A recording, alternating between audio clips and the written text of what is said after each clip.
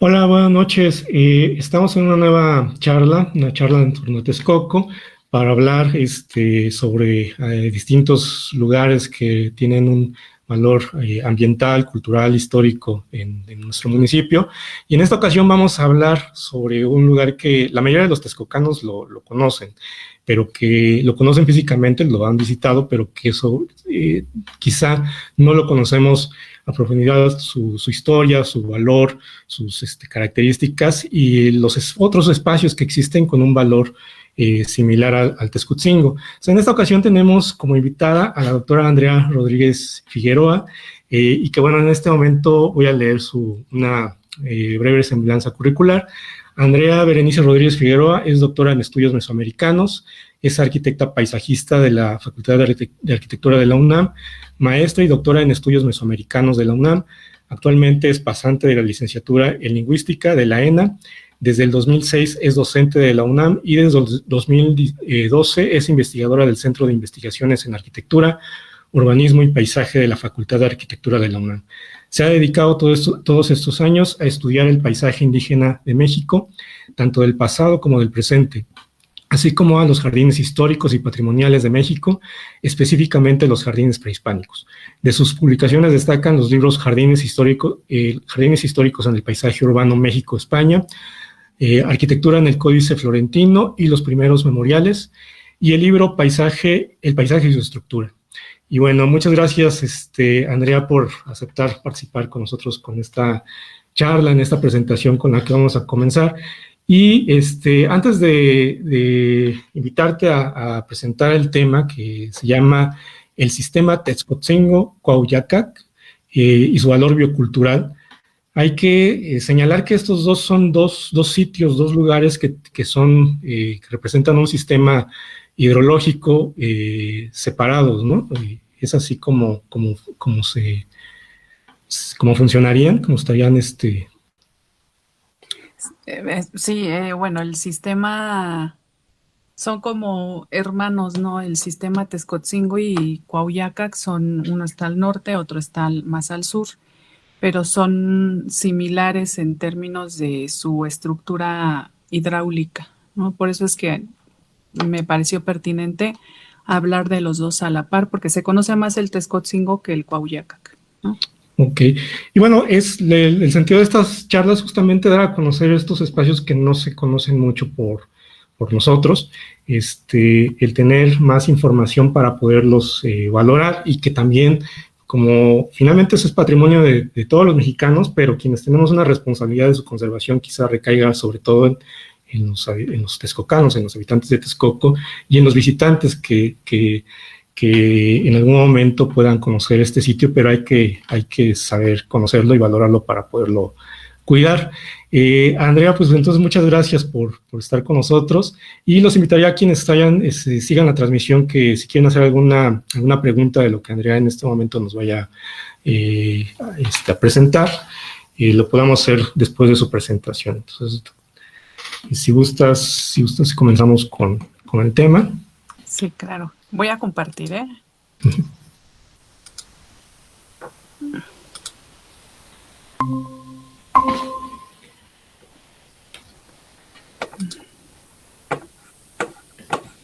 Me avisa si se ve y demás, porque yo no veo nada más que la pantalla, ¿no? Listo, ya lo vemos. Perfecto. Bueno, primero que nada, gracias Carlos por invitarme. Me pusiste una tarea un tanto bonita, compleja y difícil de explicar porque son temas sobre todo el tema de la conservación, pues requiere de saber sobre el lugar, ¿no? Para saber para qué y por qué conservar. Pero pues te lo agradezco mucho porque me pones a pensar muchas cosas.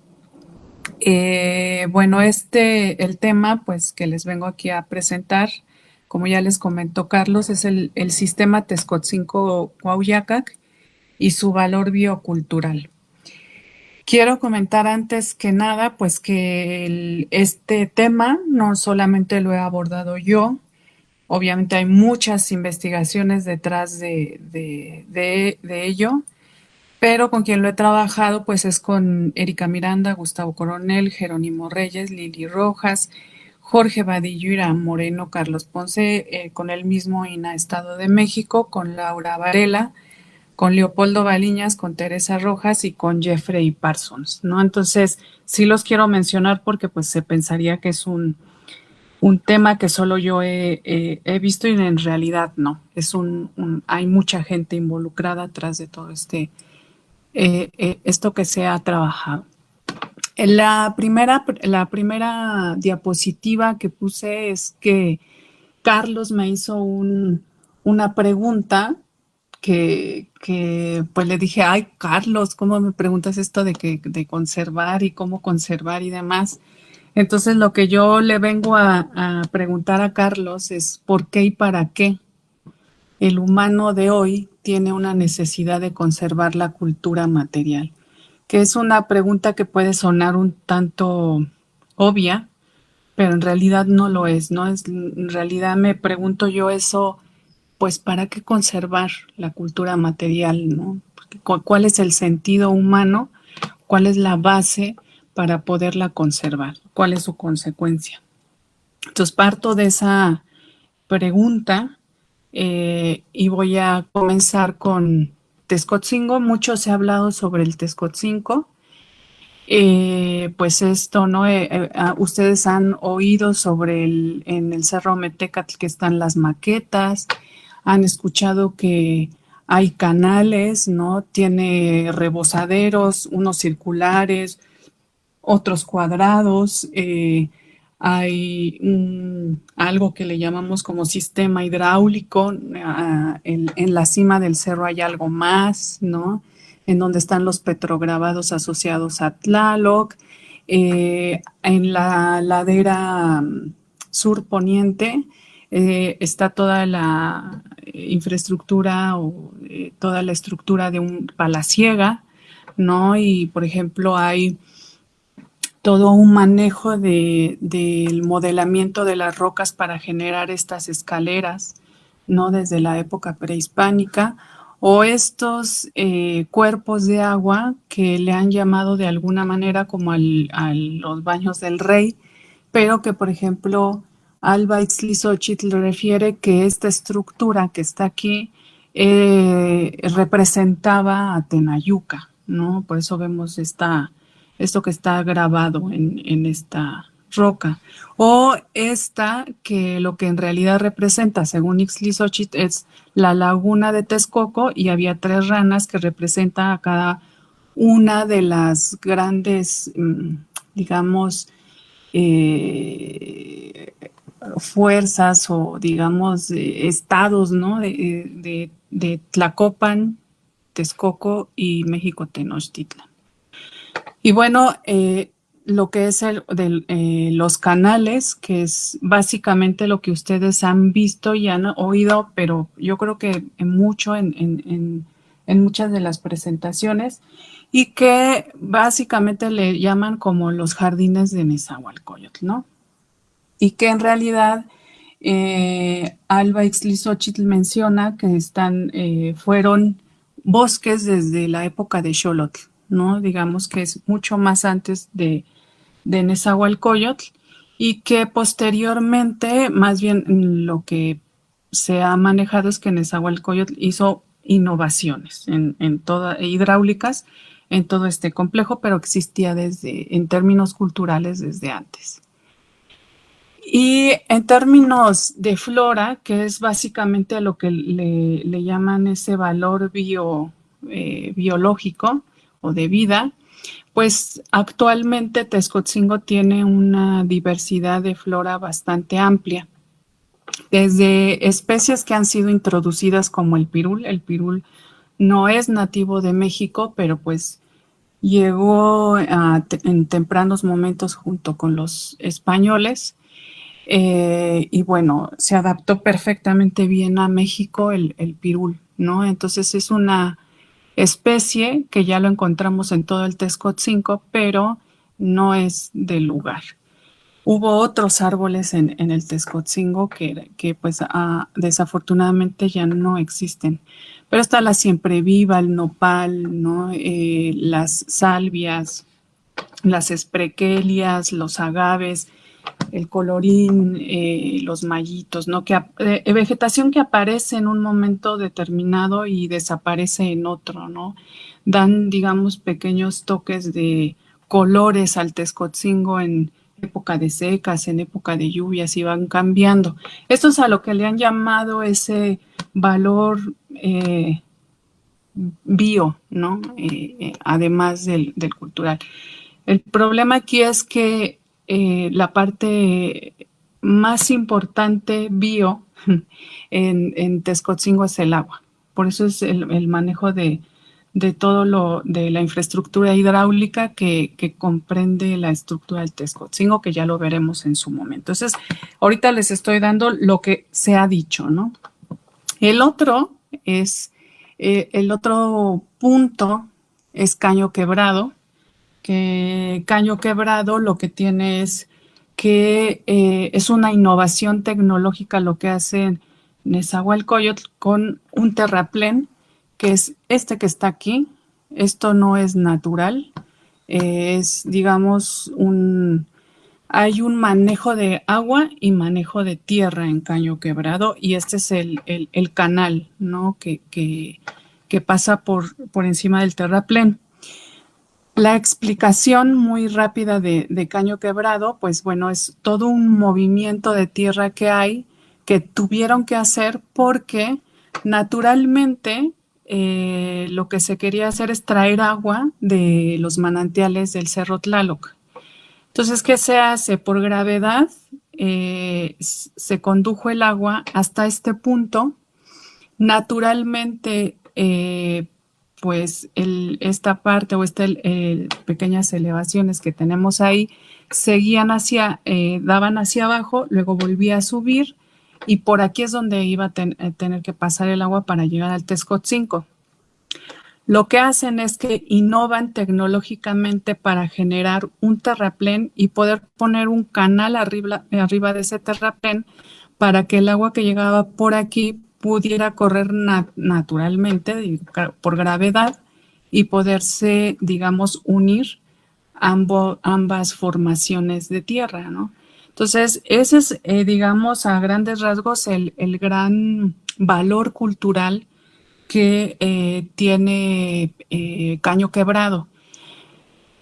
Miren, todo material tiene su punto de reposo cuando lo echamos, ¿no? Ustedes vacíen un arena de un bote al suelo y solito va a tener su propio ángulo de reposo esa arena. Lo mismo pasa con cualquier material. Entonces, este relleno que hicieron y obviamente el peso del canal lo que hacía es que la tierra se asentara y lo que nos explica Parsons es que hubo 6 canales, ¿no? 6 momentos constructivos de los canales para poder llegar a ese punto más alto para que pudiera tener la pendiente adecuada para que el agua siguiera, ¿no? Corriera por su paso por gravedad. Entonces, la misma forma o el mismo material hacía que se hundieran el canal que pasaba por ahí, entonces lo que tenían que hacer es volver a poner un caño encima del otro. Eso es por información de Parsons. Entonces, ¿qué pasa con Caño Quebrado? Que tenemos un valor cultural, ¿no? ¿Por qué? Pues porque hay una innovación en cuestión de construcción, una innovación tecnológica en términos de ingeniería hidráulica. ¿Cuál es el problema que yo veo aquí en términos de conservación? Que el INAH lo que hace es delimitar las áreas, hay una delimitación de áreas de protección por zonas aisladas. Cuando ustedes han visto o ido a Caño Quebrado, pues yo creo que la gente ha de decir que tanto pleito pues por una piedra que pasa por ahí y es un caño y pues ya se quebró y pues no hay nada más, ¿no? Un valor que es el que les comento, que es el cultural, pues es esa innovación tecnológica. Pero el problema que yo veo, que pasa lo mismo con Texcocinco, al momento de mostrárselo a la gente como zonas aisladas, es que no ven la relación de uno con el otro. Si se fijan en la imagen de arriba, no vemos al Texcocinco. O sea, desde este punto, pues no se ve, ¿no? Entonces la gente no va a saber que este caño, la de fuera, ¿no? Posiblemente los de San Dieguito Xochimanca o los de Santa María Nativitas lo saben, ¿no? Porque han vivido todo el tiempo ahí. Pero muchas personas dicen, pues no sabemos cómo relacionar cuál es el valor real de esta estructura y por qué siempre lo relacionan con Texcocinco. Entonces, si la delimitación de áreas de protección son por zonas aisladas, existe una descontextualización de la cultura material con su paisaje. Ambos sitios que les acabo de comentar pertenecen a un paisaje determinado, ¿no? Entonces, lo que implica esto es que no hay manera de comprender y divulgar su valor, el valor biocultural de esta zona, pues porque está todo segmentado. En el caso que aquí les presento y que hemos trabajado durante varios años, llego yo al Texcocingo porque es descrito como jardines de placer, bosques de placer o bosques de recreación, Hueytecpan, palacios, etcétera, ¿no? Entonces, en el proyecto que tengo en la UNAM, lo que hicimos fue ubicar esos tachecitos que ven aquí, en verde, en rosita, en azul y en amarillo, y en rojo son los diferentes jardines que hemos ubicado según las fuentes históricas. Entonces, Texcoco, bueno, la región que le denominaban de la Colhuacán, es el que tiene más registros de palacios y jardines nombrados en las fuentes históricas, en los documentos históricos. Entonces ustedes de Texcoco pues tienen un gran valor, tienen un gran potencial en términos de jardines prehispánicos en toda su región y que hay aún algunos como el Texcocingo, Cuauhyaca, Sinacanostoc o el mismo Huatepec, el Tepetzinco. Acatetelco pues ya fue dañado, ¿no? Muy intervenido por un balneario, etcétera. Hay muchos que aún ustedes pues pueden conservar y que es una región rica en ese tema. Y obviamente pues es rica en tema de toda la tecnología hidráulica que conlleva tener un jardín.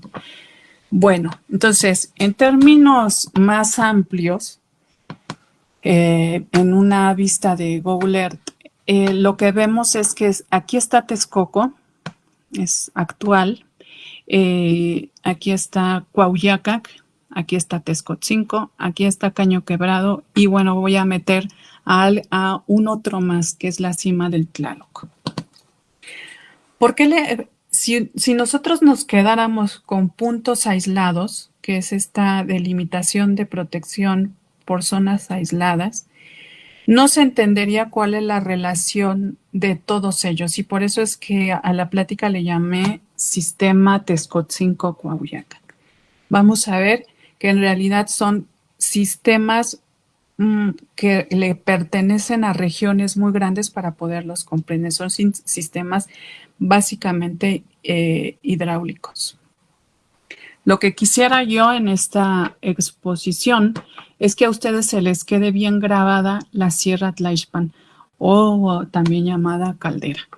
La Sierra Tlaixpan es esta que está aquí, que da una curva, es una vuelta que está, me dice Erika, pues a Andrea se le llama Sierra Tlaixpan porque pues tiene varias cimas, está conformado por varias cimas, pero en realidad era un cono, una caldera que pues esta parte de acá colapsó con el tiempo y ya cuando a nosotros nos toca solamente ver esta parte de la caldera.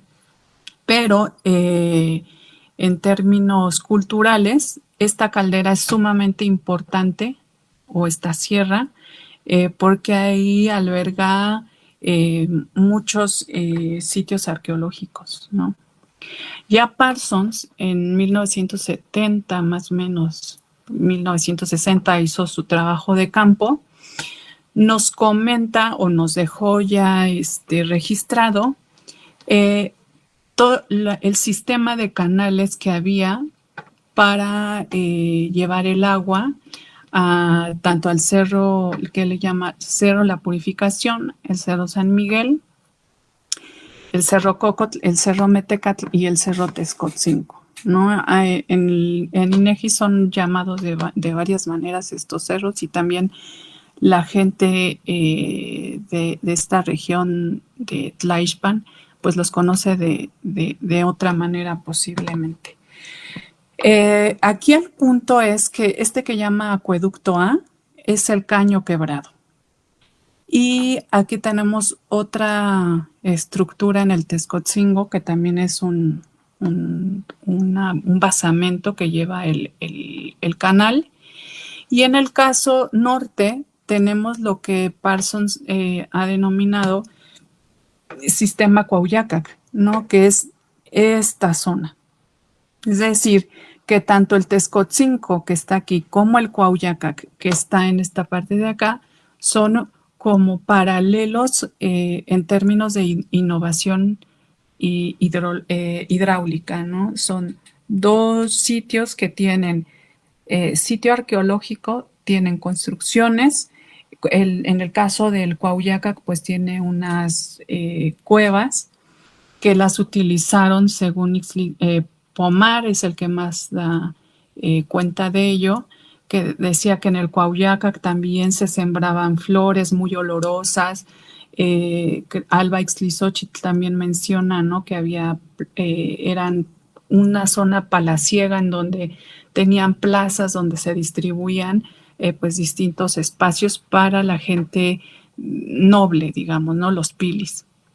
Y en el caso Texcotzinco también hay una zona palaciega, hay la ladera sur, es en donde se ubicaban las plantas que se traían de zonas conquistadas de la Tierra Caliente, y la ladera norte es de donde se traían las plantas de las provincias tributarias de todo lo que es la Sierra Nevada del Popo y el Iztaccíhuatl. Entonces, si se fijan, este primer mapa de Parsons nos da realmente el valor biocultural tanto del Texcotzinco como del Cuauhyacac. Esto no lo podemos entender si solamente nos quedamos puntualmente en la elevación del Texcotzinco o un puntito como es el acueducto. Entonces, en todo el estudio que hemos hecho, hicimos este mapa que se llama Zona de Recarga y de Descarga en el Complejo Volcánico Tlaloc de Lapón.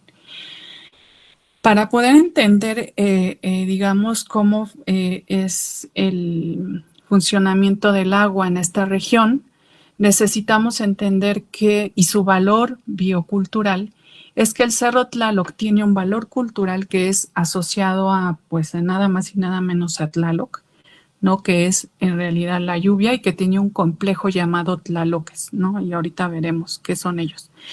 Pero el Cerro Tlaloc lo que tiene es que es una zona de recarga, es decir, va a llover y ahí va a recargar el agua. Aquí está el sitio en la cima del Tlaloc, sitio arqueológico, pero toda esta región es de recarga de agua por las lluvias.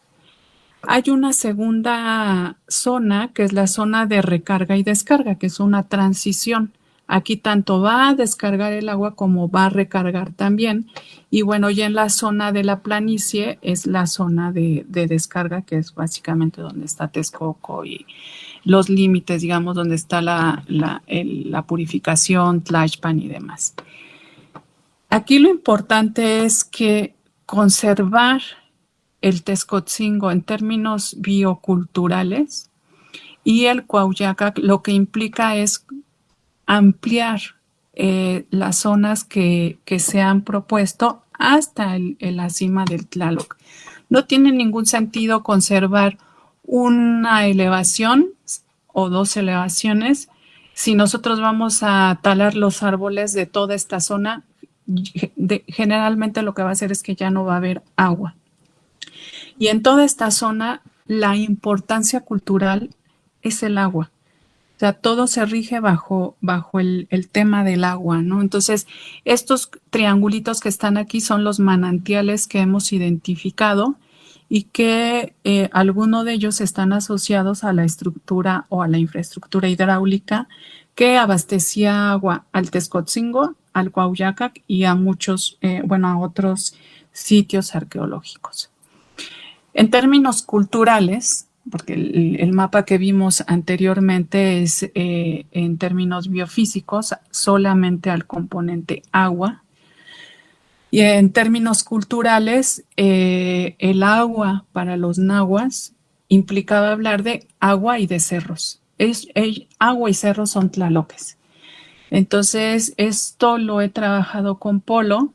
Hicimos una traducción del Códice Florentino de los tlaloques, ¿no? Y ahí lo que menciona en náhuatl es que Tlaloc es la lluvia o el llover, el tronar, el caer relámpagos. No es el dios de la lluvia, es la lluvia. Quetzalcóatl es el viento, Chalchiutlico es el agua terrestre en sus diferentes manifestaciones y la exiliada, digamos, es otra Tlaloc que es Huixtocíhuatl, que es el agua salada y todo un mito de por qué la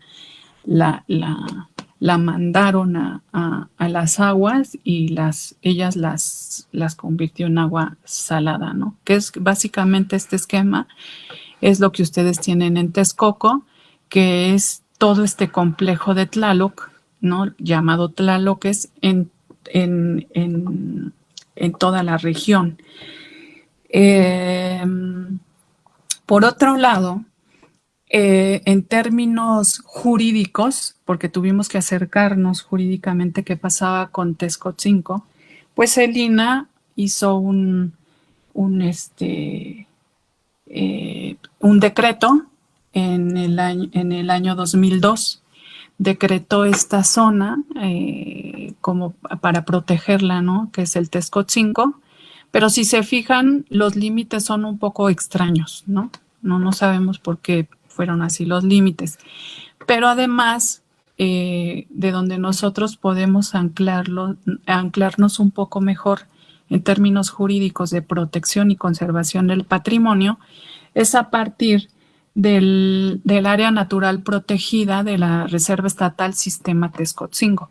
¿Por qué? Pues porque se amplió muchísimo más. Aquí está el Texcotzinco, aquí está el Cuauhyacac, y lo que hace la Reserva Estatal es, pues al menos ser un poquito más lógica en su delimitación, y lo que hizo fue agarrar esta herradura que les decía yo que no olviden nunca, esta que es muy importante en términos biofísicos, bioculturales, para entender la región. Y también incorporaron pues la zona donde está la de recarga, que son los manantiales. Entonces, la Reserva Estatal Sistema Texcotzinco lo que hace es tanto incorporar la parte biológica como la parte cultural para poderlo conservar. Bueno, ya que eso sea factible y lo lleven a cabo, pues no, porque no existe un programa de manejo de esa reserva estatal. Y si no existe un programa de manejo de la reserva estatal, pues tiende a fracasar, ¿no? Entonces, esa es una carencia espeluznante que tiene ahí el estado Texcoco, ¿no? Bueno, el municipio de Texcoco.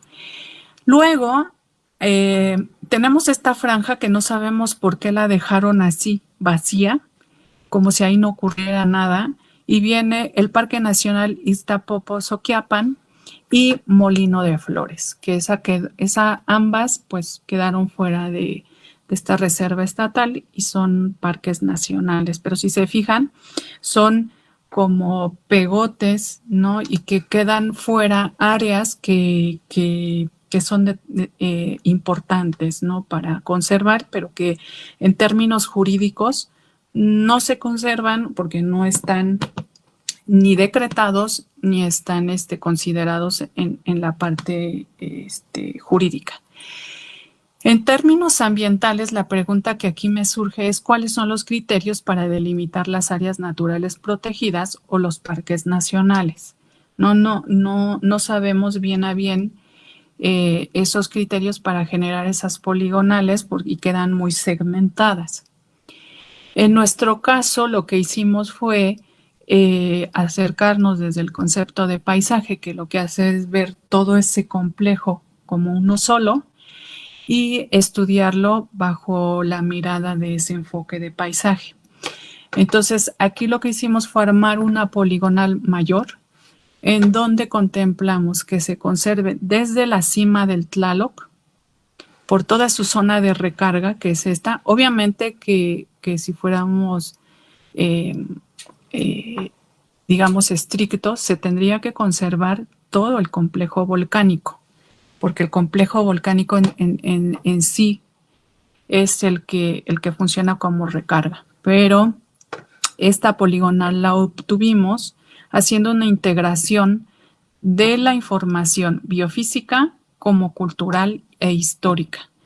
Entonces, lo que pudimos determinar es que según el reconocimiento arqueológico de Parsons en 1971, según los estudios de Beltrán en 1895 y por las cartas de INEGI que tiene marcados todos los canales, manantiales y bajo el trabajo de campo que hicimos, vimos que hay una serie de estructuras de canales que están asociados al agua primero y después a toda la parte cultural de esta caldera y obviamente con el tema que nos hemos metido, que es cómo se traía el agua para poder pues satisfacer las necesidades de un jardín, en este caso de un palacio, un hueytecpan, o de un bosque y regar todas las plantas que ahí se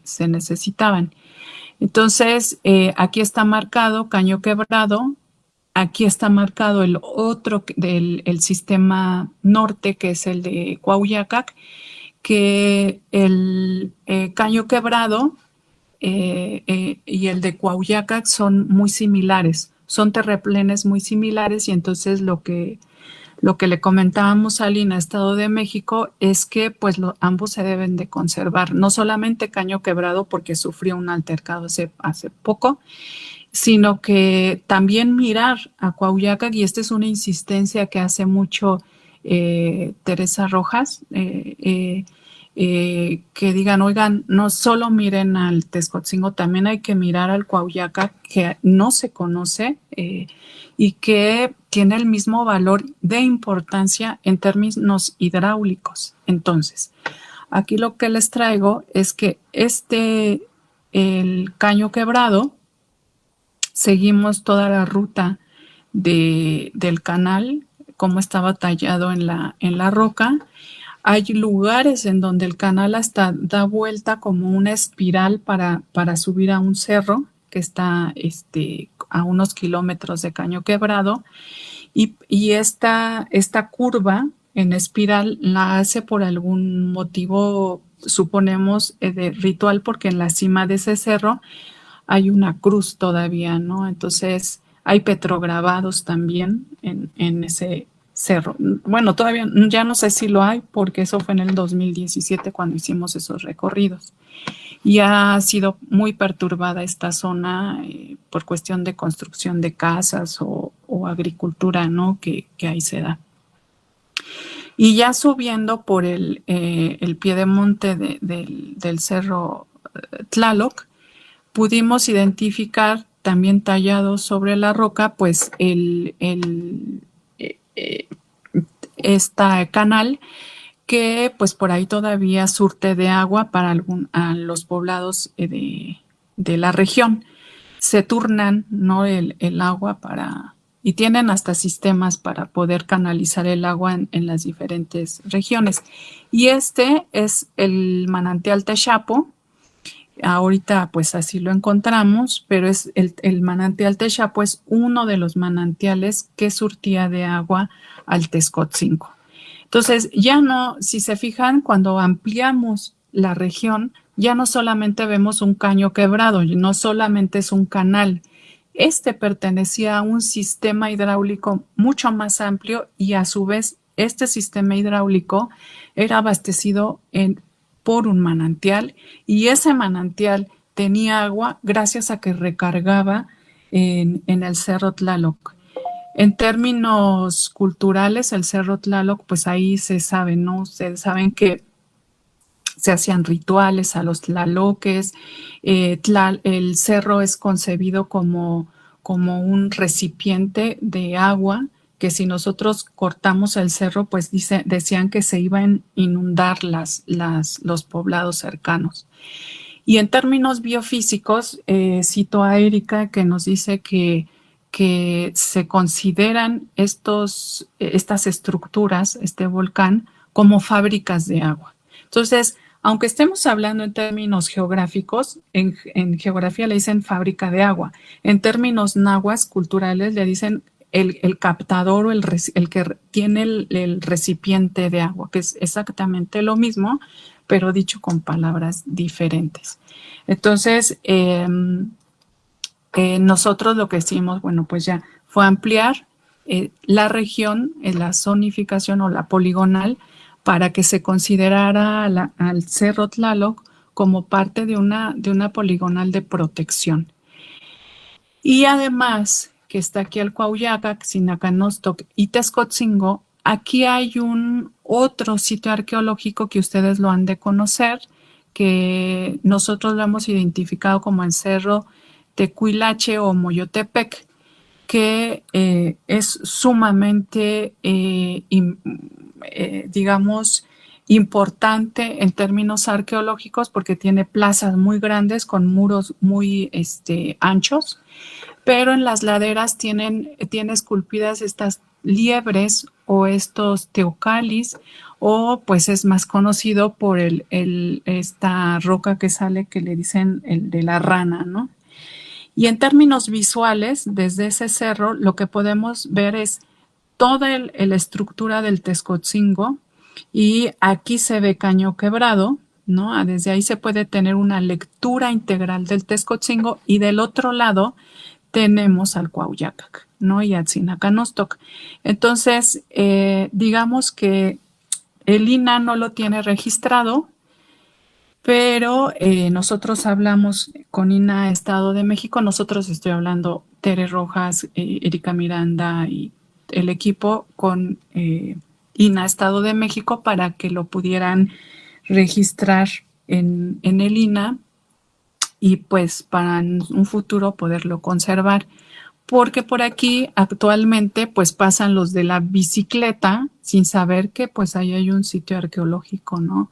Y que están degradando mucho la zona o también pasan con motocicletas tanto en el Texcotzingo como en esta zona como en Cuauhyacac. Y entonces eso hace que se degrade el sitio arqueológico. Y el siguiente tema que pues vi es que hay una resignificación de los lugares a lo largo del tiempo. En el siglo XV-XVI a estos lugares le llamaban Hueytecpan, palacios, jardines, bosques y hasta en los títulos del Texcotzinco, al Texcotzinco le denominan el Tlatocaltépetl de Nezahualcóyotl, ¿no? Es decir, el Altépetl del Tlatoani, ¿no? Y esto tiene una consecuencia mayor, no solamente es un Hueytecpan, sino también es considerado como un altépetl del Tlatoani, que es de jerarquía mucho mayor la palabra altépetl. Siglo XVII a siglo XX es considerado como ruinas y el siglo XX el INAH lo decreta como un monumento arqueológico. Esta consecuencia histórica, digamos, de esa lectura de ese paisaje es que tenemos varios paisajes a lo largo del tiempo en relación tanto a Texcoatzinco como el Cuauhyacac, y peor Cuauhyacac porque se olvidó, ¿no? En términos esquemáticos, ¿no? de paisaje, lo que vemos es que es importante en términos biofísicos el clima, el relieve por el monte Tlaloc y el agua. El clima por la lluvia, el relieve porque está en elevaciones menores y el agua porque aparecen los manantiales. Todos ellos pues es asociado en términos culturales a Tlaloc, el culto a Tlaloc que está acá. Y Texcoatzingo, Cuauhyacac como grandes palacios, pues dependen de esa gran infraestructura hidráulica, canales, edificios, todo lo que es terrazas, ¿no? Para poder colocar ahí las especies de flora y de fauna que se colocaron en su momento. Y básicamente son lugares de poder y de control porque están asociados a palacios, no están asociados a algo que se inventó en el siglo XIX, y esta invención fue desde Servando Teresa de Mier, que cada vez que pienso en él, qué bueno que hasta ya se murió, porque híjole, me ha costado mucho trabajo decirle a la gente que el Texcoatzinco nunca fue jardín botánico. En el siglo XVI, en el mundo náhuatl, no habían jardines botánicos. El jardín botánico es un concepto que viene de Europa, que nace bajo un contexto muy específico que es de las universidades. Es para investigación y docencia de las universidades y nace de los jardines de simples, que son jardines donde se tenía flora medicinal. Entonces, esta invención corrió hasta el siglo XXI y hay académicos y no académicos que siguen llamando al Texcoatzingo como jardín botánico, y no era ningún jardín botánico. Lo que había que llamaron jardín botánico eran plantas que se traían de pueblos que tributaban en este caso en la época de Nezahualcóyotl, tributaban por cuestiones de guerra y por cuestiones de poder, flora y fauna.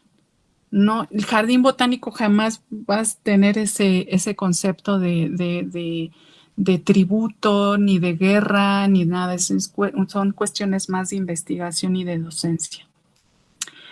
Aquí la crítica que yo le hago a Lina, entiendo que en la ley pues debes de poner temas generales, monumento arqueológico, pero ponerle a todo monumento arqueológico lo que hizo fue quitarle el primer significado de, en este caso, Texcoatzinco Cuauhyacac. Era un bosque de recreación, eran palacios, arboledas, un Tlatocaltépetl, un Hueytecpan. Y nosotros cuando vemos que Lina le pone monumento arqueológico, le quitó todo el significado del lugar. Entonces, a nosotros lo que nos corresponde como académicos y estudiosos del pasado de México, pues es rescatar esos significados de esos lugares para que no vean solo ruinas, para que cuando suban al Texcoatzingo no nada más vean piedras, y que puedan respetar el lugar, que puedan decir, ay, es que este es un canal y hasta tiene estuco y es grave pisarlo porque se va a destruir. Es grave ponerse encima de las rocas y pintarrajear a Tlaloc por lo que significaba y por lo que implica Tlaloc en términos simbólicos, en términos culturales y hasta en términos de agua misma, ¿no? Pues sí es un acierto que hagan un decreto, ¿no?, para esa zona, pero creo que falta trabajar mucho más en términos de ambos sistemas. Hace falta trabajar más en Cuauhyacac para que volteen a verlo y poderlo conservar, igual que el Texcoatzingo.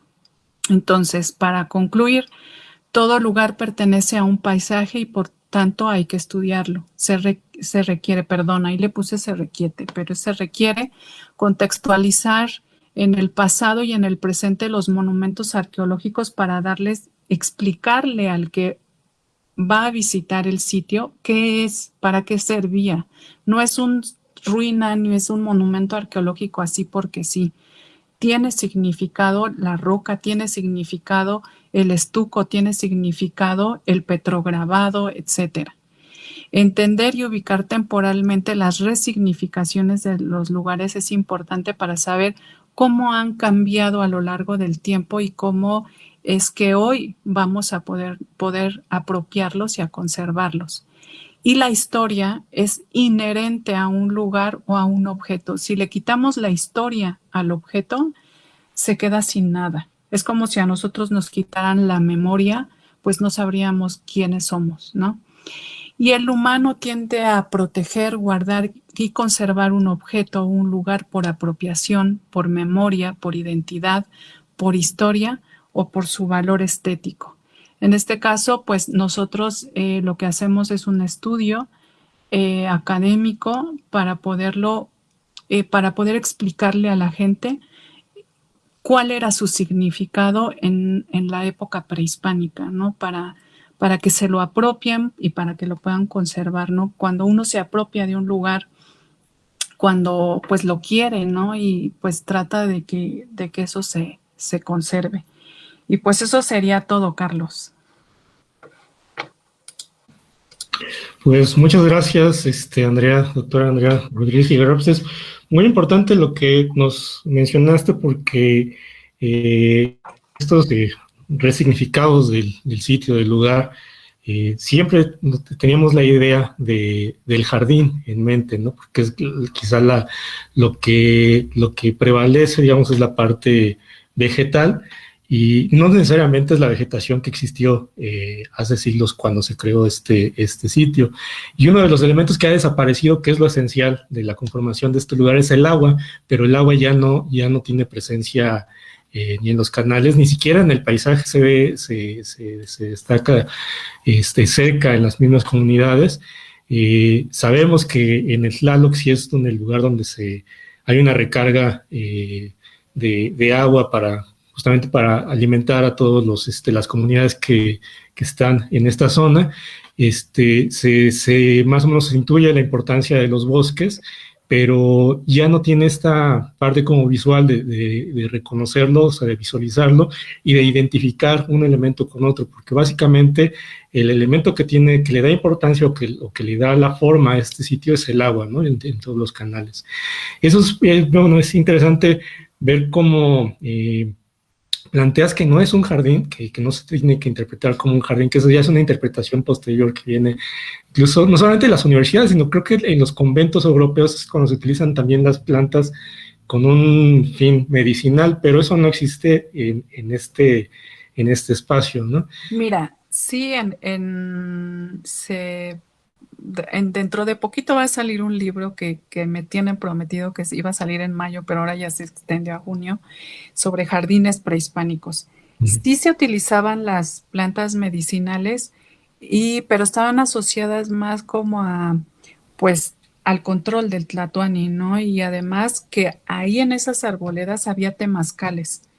Entonces, ¿qué utilizas en los temazcales? Plantas medicinales, ¿no? O sea, tampoco es así como de, ay, nada más voy a traerme las plantitas que me gustaron, pues para adornar mi lugar. No, o sea, las plantas también tienen una carga asociada a dioses, asociada a medicina, asociada a rituales, ¿no? Hay fiestas que utilizaban ciertas plantas y los nobles o los pilis utilizaban unas plantas y los macehuales utilizaban otras. Los pilis utilizaban esas plantas que sacaban flores olorosas de lugares calientes, ¿no? Por eso digo, son lugares de control, son lugares de poder. Ok. Y en particular, entonces, el Tezcotzingo, actualmente la forma, el concepto con el que se le definiría es el Tlatlocaltepetl, ¿cómo se pronuncia? Que, bueno, originalmente es un Hueytecpan, ¿no? Es como un palacio, pero que tiene un rango mayor al pertenecer a un gobernante con una cierta importancia dentro de este señorío. Y ese es el otro nombre que Tlatlocaltepetl, que es como el altepetl del Tlatoani. Es una palabra que Polo y yo estamos traduciendo los títulos del Texcoatzingo porque las traducciones que hay, pues no las entendemos, ¿no? Si tú te pones a leer las traducciones, dices, no entendí nada. Pero aparece esta concepto de Tlatocaltépetl, el Altépetl del Tlatoani, que es algo que a mí me llamó mucho la atención y que creo que en su momento lo vamos a tener que investigar más de fondo qué significa un Altépetl de un Tlatoani, ¿no? Ujú. Y alguna otra pregunta, bueno, hay varios aspectos interesantes que tampoco lo tenía muy claro. Para empezar, estos tres sistemas que presentaste, que inicialmente la plática se enfocó en el sistema del Coyacac, el Texcoatzingo, pero hay un tercero que está entre ellos dos, que es donde estaría la rana, y llamaste que esta como cordillera, es una caldera. ¿Tiene un origen volcánico esta área? Sí, tiene un origen volcánico y esas respuestas las haría mejor esta Erika. Pero sí, efectivamente es de un origen volcánico, es creo que más antiguo. Cuando vemos las cartas geológicas, hasta esa herradura, hasta está marcada de un color, me recuerdo que es rosita, ¿no? Porque es de un origen volcánico diferente del que viene de toda la lava de Tlaloc, ¿no? Ya, si Erika me está viendo, pues que diga Andrea, ¿no? Va a responder con las cosas mejor y más bonitas en ese términos geológicos. Ok. Algo también sobre el origen del propio nombre del Texcoatzingo. ¿Pues sabrás eh, qué Eh, significa? no sabemos qué significa. En las fuentes son varios autores los que hasta dicen, es que significa A, es que significa B o es que significa C. Lo que uno de los autores dice, que creo que fue Pomar, es que es una palabra que viene de los chichimecas y que se incorpora la palabra al náhuatl y queda Texcoatzinco, que es como un préstamo, ¿no? En la lengua náhuatl. Y entonces por eso es que no podemos encontrar qué significa realmente. Sabemos el co final, porque es el locativo, el que marca el en náhuatl, o el que nos da la posibilidad de hacerlo topónimo, pero no sabemos qué es Texcotli. Pero sí sabemos que Fernando de Albaixlizóchitl menciona que en la cima del Texcoatzinco, en el palacio, ¿no? Estaba el glifo del Texcoatzinco, que era un jarrón que tenía plumas, ¿no? Entonces, más allá de eso, no lo sabemos. Es invención. Ok, bueno, voy a leer algunos de los comentarios que están aquí quienes siguen la transmisión. Dice, del Café Grano de Arena, saludos del Café Grano de Arena. Elena Rodríguez dice, muy interesante, gracias por la explicación. Hermino Velázquez Rupit dice, el terraplén con el acueducto que llevaba el agua al Coyocac. La llamamos aquí en la purificación Bordo de Texaco. Es el equivalente a caño quebrado. Se han denunciado al INAH, Estado de México, su deterioro por particulares, y el año pasado lo visitó su director y prometió su reconocimiento y su protección. Pero es difícil que el INAH se haga cargo solo, y los nativos de la purificación estamos trabajando en su protección. Me gustaría platicar con la doctora para poder sumar esfuerzos. Es Hermilo Velázquez Rupit, creo que si hay bueno, después podemos hacer el contacto. Dice Flora Andrea Pérez, dice súper interesante la plática.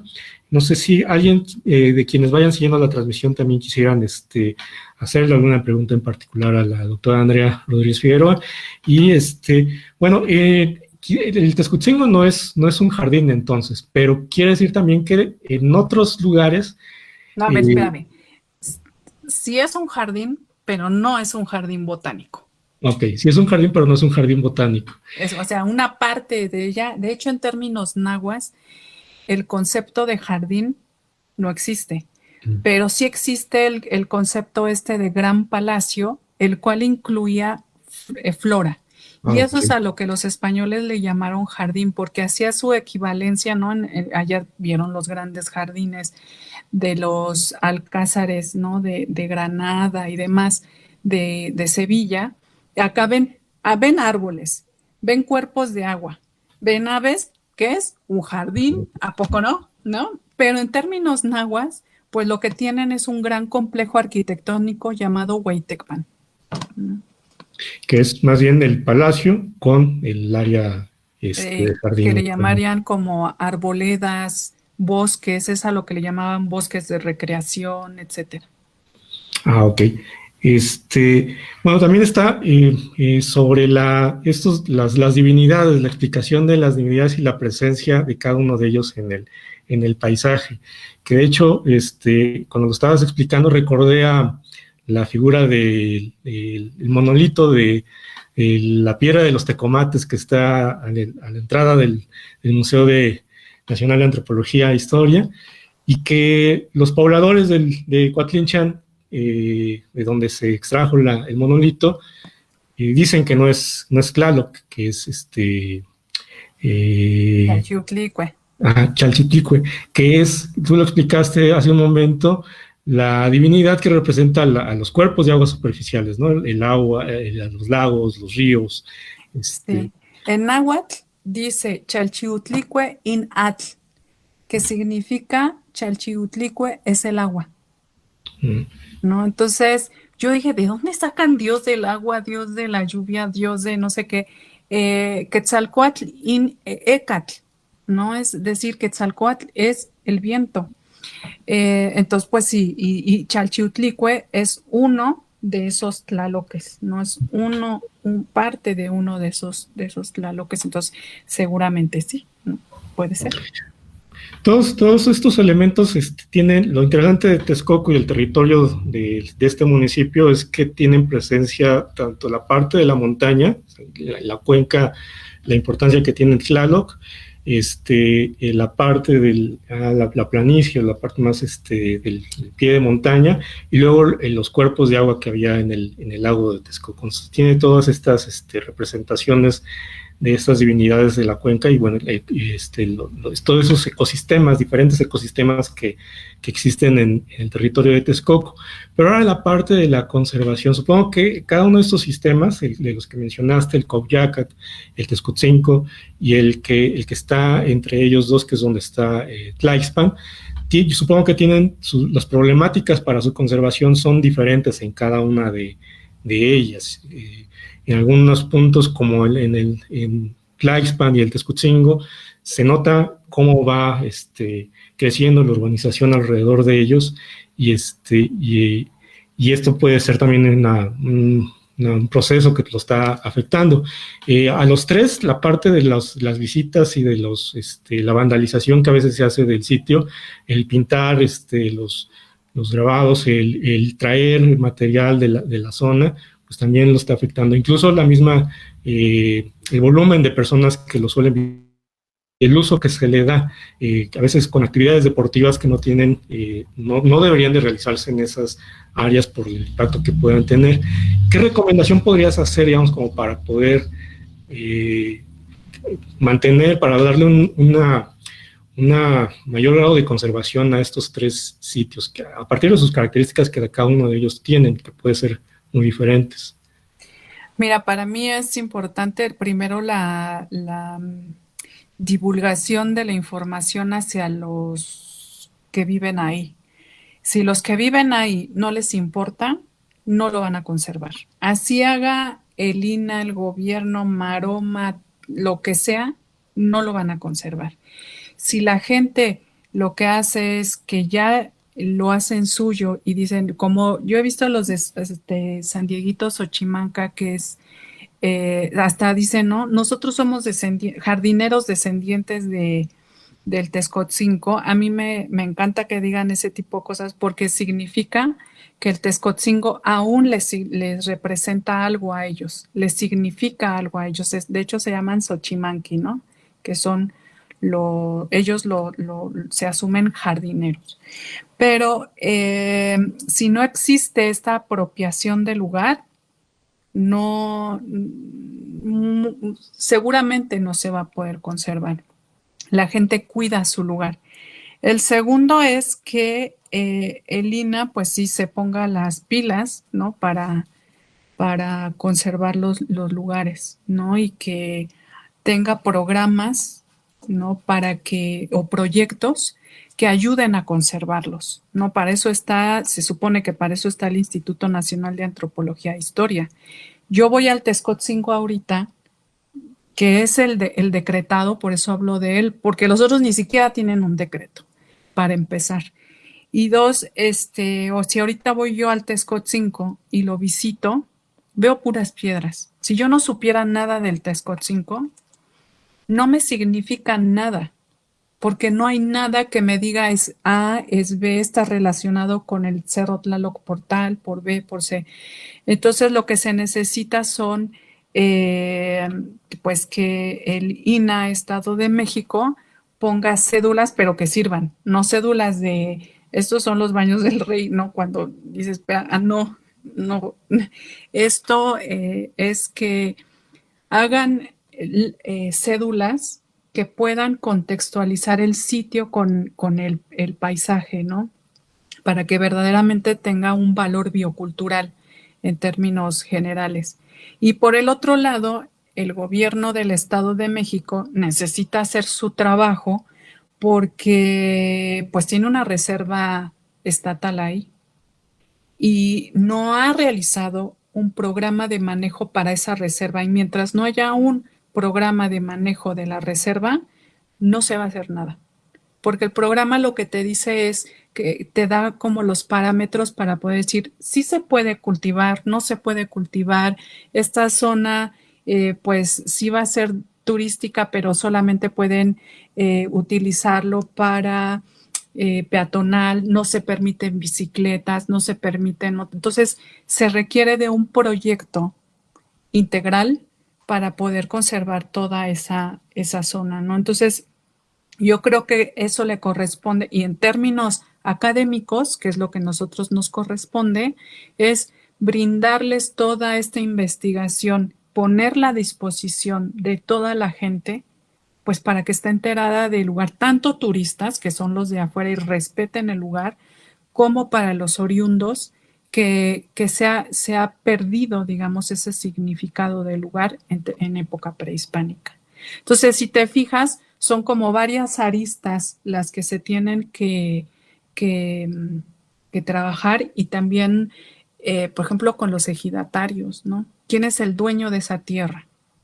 Si yo fuera dueño de una tierra y que llegue alguien y me diga, no, pues es que la tienes que conservar, pero yo necesito comer, pues dame las estrategias, ¿no? También para no destruirlo, que es mucho lo que también dice la gente, ¿no? Hay que ser realistas, la gente tiene que comer. Entonces, si te fijas, es demasiado complicado porque tiene demasiadas aristas esa pregunta que me haces y que se tiene que atender cada uno pues haciendo lo que le corresponde, ¿no? Muy bien. Y como algo complementario también que podría ayudar a su conservación y a su reconocimiento, primero del valor que tiene, es lo que se anunció hace algunos meses sobre la propuesta para que el Texcotzingua fuera incluido dentro de la lista indicativa del patrimonio mundial de la humanidad. ¿Qué implicaría eso? ¿De qué manera contribuiría a conservar el sitio? Y además los que ya mencionaste en un momento, el de Coyoacán y los otros, ¿podría contribuir esta declaratoria o este reconocimiento para su conservación? Mira, es que estás hablando de varios niveles ahí y esto pues igual también lo he aprendido de Erika Miranda, ¿no? En términos jurídicos. Y es que tenemos niveles de conservación del patrimonio. El nivel que tú estás manejando es el internacional. Digamos que conviene porque en términos de dinero, llegaría dinero internacional para que se pueda conservar y para poderlo proteger. Pero eso lo que viene en un nivel menor es que es el nacional, que puede ser desde el federal con el INAH cuando lo declara o decreta al Texcotzingó como un monumento arqueológico y o zona arqueológica, y el otro que es estatal cuando aparece la Reserva Estatal Sistema Texcotzingó, ¿no? Entonces son tres niveles: internacional, nacional, estatal, y pues ha de haber programas de manejo, ¿no? A nivel municipal, que lo que están haciendo es que pueden aportar dinero y recursos y estrategias para poder manejar la zona si es que se llevan bien, porque luego se contraponen, no se llevan bien, como por ejemplo con agua también es otro cantar, ¿no? Meterse con el tema del agua, de quienes, cuando dicen es de la nación, en realidad es de nadie, ¿no? Y ser de la nación y ser de nadie, pues viene así como, pues no es mío. Entonces se lo dejan a Conagua y Conagua dice, no, es del Estado, y el Estado dice, no, es del municipio, y entonces se genera pues todo un rollo. Entonces, y le agregas tú el internacional lo que va a hacer es que va a estar diciéndole a México, oye, tú te comprometiste a hacer tal cosa y no lo has hecho, ¿qué es lo que está pasando con Xochimilco, por ejemplo, ¿no? Entonces, el internacional sirve para que le jalen las orejas a quien no esté trabajando y decirle, pues yo ya no te voy a dar dinero para que sigas protegiendo y conservando el lugar, ¿no? Pero para llegar a eso se necesita hacer un trabajo muy fuerte y muy amplio de estudio del lugar, que es lo que básicamente estamos haciendo nosotros. Y por otro lado, pues convenios con el Estado, con todos los niveles, ¿no? De gobierno que hay. Que aún así tiene sus complicaciones, como mencionas, se ve en Xochimilco eh, esta presión que hay también de la misma urbanización, y en Teotihuacán acaba de ocurrir también esa misma problemática, ¿no? Que se van ocupando predios que forman parte del polígono que tiene un valor arqueológico. Bueno, voy a leer algunos de los comentarios. Dice Jorge Vadillo: hola Andrea, si son las rocas más antiguas de la zona, la caldera es el Oligoceno, que sería de hace entre 34 y 23 millones de años. Dice Erika, hola Andrea, sí te estoy viendo. La Sierra de Tlaxpan, así nombrada por Moser, es del terciario inferior, si mal no recuerdo, y así como lo dijiste, es previo al surgimiento del complejo Tlaloc-Telapón.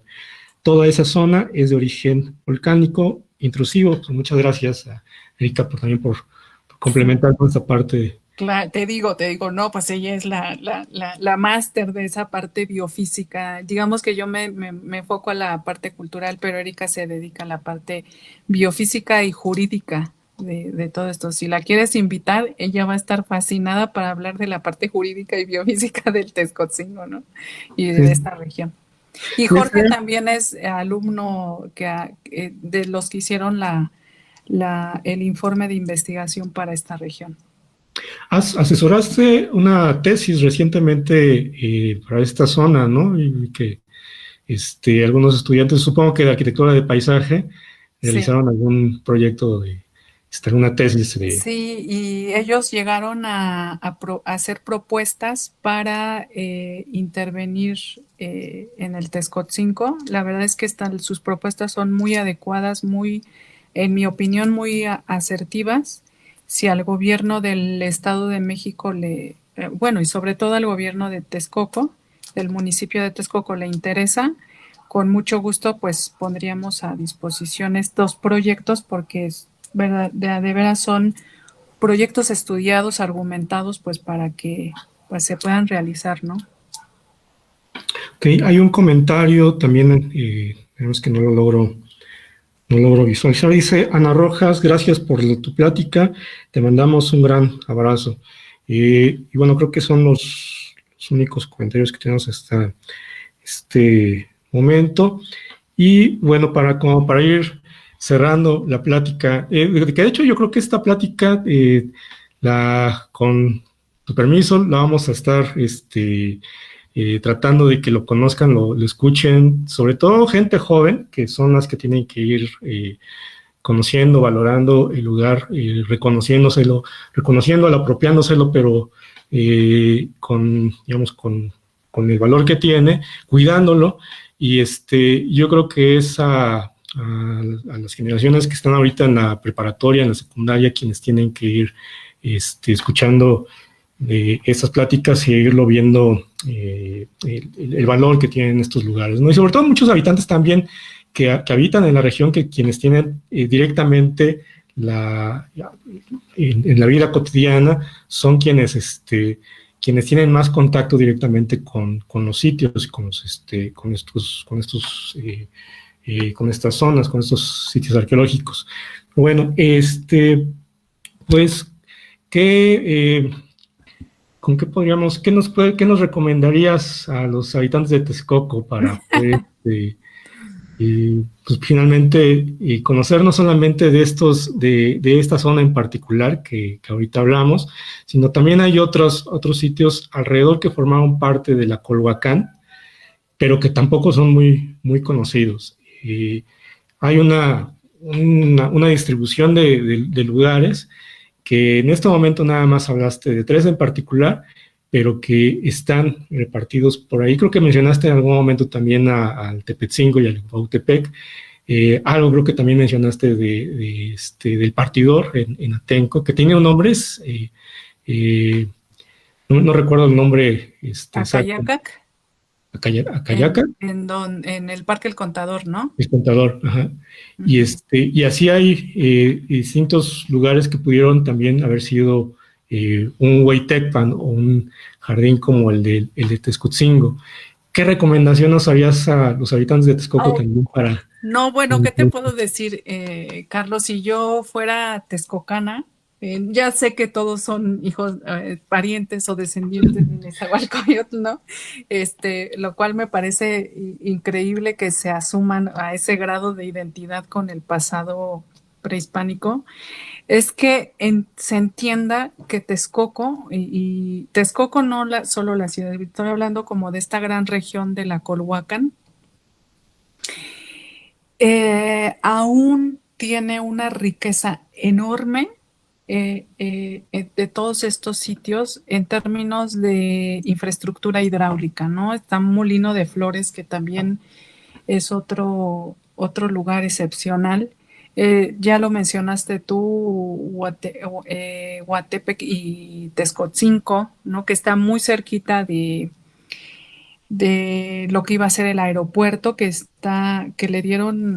lo desgraciaron en muchos sentidos, ¿no? Yo agradezco mucho que ya se haya frenado ese aeropuerto. Sé que ha sido muy criticado Obrador por ese hecho, pero en términos culturales, frenarlo implicó que no se destruyeran estos dos elevaciones menores que tiene un sistema hidráulico impresionante y que además no se ve.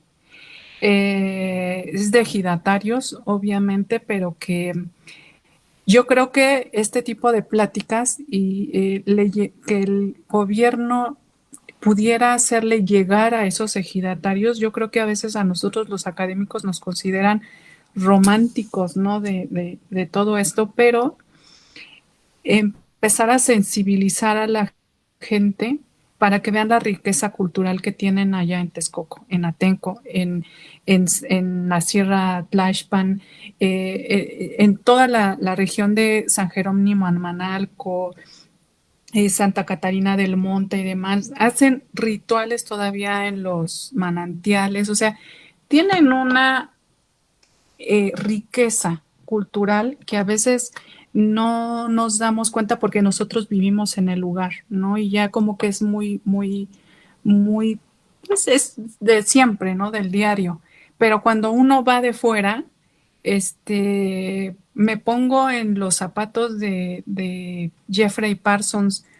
Yo no me puedo imaginar lo que él vio en los años 60 en esta región. Me pongo en los zapatos de Tere Rojas y ella siempre ha sido una amante para que esto se conserve. ha hecho miles de pláticas y nosotros, lo que dices ahorita de que esta plática se difunda, no solo esta plática, yo te haré llegar textos y textos que ustedes quieran para difundir el valor cultural y biológico que aún tienen en Texcoco. Que no caigan, por ejemplo, miren el lado de Ciudad de México del Poniente, lo que es Magdalena Contreras, Álvaro Obregón, Coajimalpa, está todo conurbado, refléjense ahí. En las zonas de manantiales ya hay casas. Hemos hecho un desastre en esta zona y para allá va Texcoco. Entonces, la pregunta que yo les haría a la gente del municipio de Texcoco es que si quieren llegar a eso, ¿no? Si quieren llegar a perder el agua de sus manantiales, hacen tala furtiva, bueno, no se permite la tala en esa zona y la siguen haciendo, ¿no? Y gente que lo reporta, la matan, ¿no? Entonces, ¿qué estrategias podemos hacer pues para que la gente entienda la importancia que tienen sus bosques, su agua, su cultura en Texcoco? Es una pregunta muy fuerte, Carlos, que yo no sé responderla y que de mi parte, la pasión con lo que hago y como lo doy, pues con eso creo que yo contribuyo en un granito de arena, pues para que la gente lo sepa, ¿no? Y la divulgación siempre ha sido algo que beneficia a la gente para que se apropie de sus lugares, ¿no? De sus espacios. Muy bien, pues gracias. Justamente la idea de estas pláticas, estas charlas, es con la intención de divulgar este trabajo académico que realizas, y que esto pueda ser conocido por un número mayor de habitantes y pueda tener esta difusión.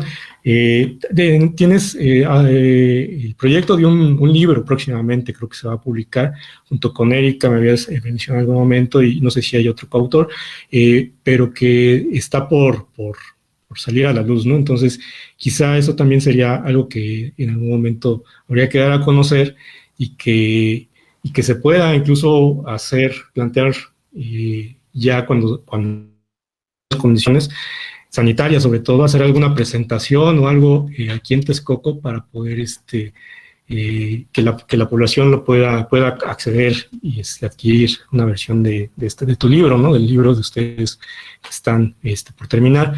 Y bueno, el año pasado, me parece, no, el 2019, organizaste una serie de conferencias en las que alcanzó a estar Jeffrey Parsons, que acaba de morir, no sé si fue este año o el año pasado, a finales del año pasado, pero que alcanzó a dar una conferencia en esta congreso que organizaste, y que también yo creo que hay mucho material que hay que recuperar y que hay que difundir de lo que se desarrolló y lo que se desarrolló en este congreso.